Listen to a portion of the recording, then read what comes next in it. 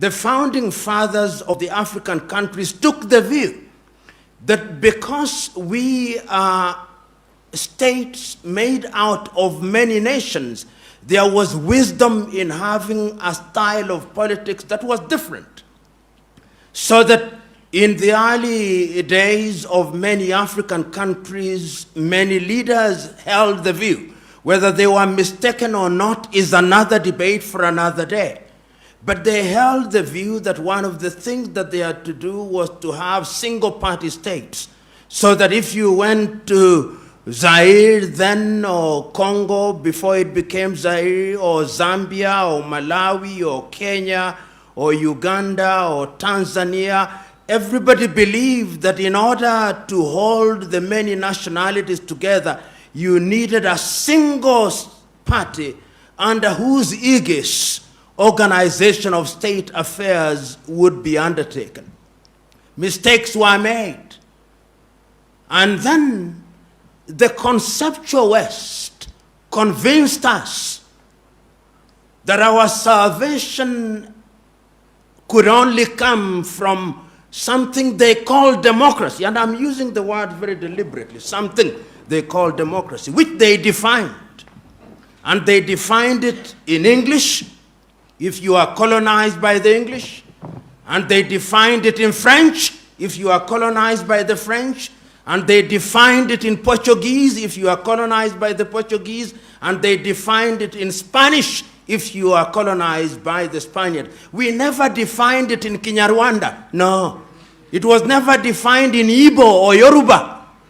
And we were told after the collapse of the Soviet Union that democracy was equals to 1, multi-party politics, 2, periodic elections, 3, limitation of terms of the presidency.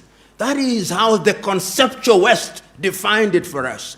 And we who have had the advantage, if it is an advantage at all, of being educated in the West, there is a sense in which our thought processes are also confined by those definitions.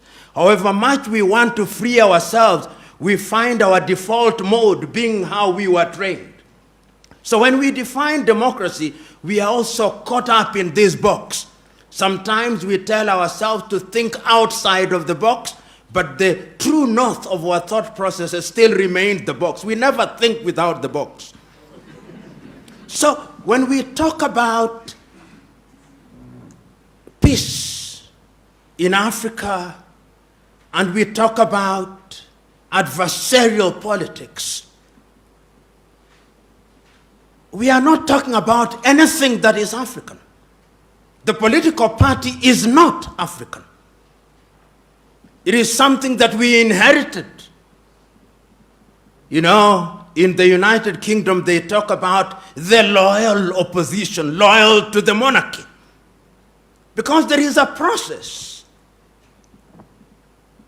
Permit me to say at this stage that Africa deals with diversity much better than Europe. Much better. If you look at your typical European nation, the Dutch is the Dutch, largely. The Swedes are the Swedes, largely. The Norwegians are the Norwegians, largely. The Finns are the Finns, largely. And where they have many ethnicities, they don't do very well. Ask the Spaniards if you doubt me. Where they had many nations in Yugoslavia, ask them. They created many nations to create pure ethnicities. But African nations have succeeded thus far in working with diversity in very unique circumstances where the conceptual West, despite their protestation to the contrary, are always interfering in our affairs in a very subtle manner. When we are holding election, they will deny it. But there is a way in which they are always moving in a subterranean fashion. Because the thesis still is that you divide them in order to rule them. That is the thesis. We don't say it as loudly as we should because we want to be politically correct, and I refuse to be correct. And this is exactly what Kwame Nkrumah warned us about. And the political party therefore lends itself to that manipulation. We will be persuaded, because it is us who have gone to school who form political parties, we will be persuaded to form outfits. And in many African countries, these outfits are formed on the basis of ethnic affiliation.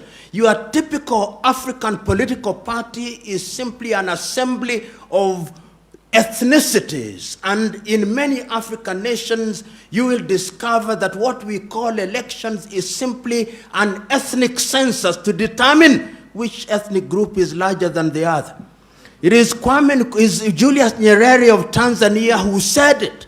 He said that the tragedy of Africa is not what the song is, not the song that is being sung, but who the singer is. And what he meant was very clear, that you may have an agenda that is good for your nation, but if you do not come from a particular ethnic group, those who will follow you will not be from your ethnic group. You may sing the best song, but when you look back, you'll discover that it's only people from your ethnic group who are following you.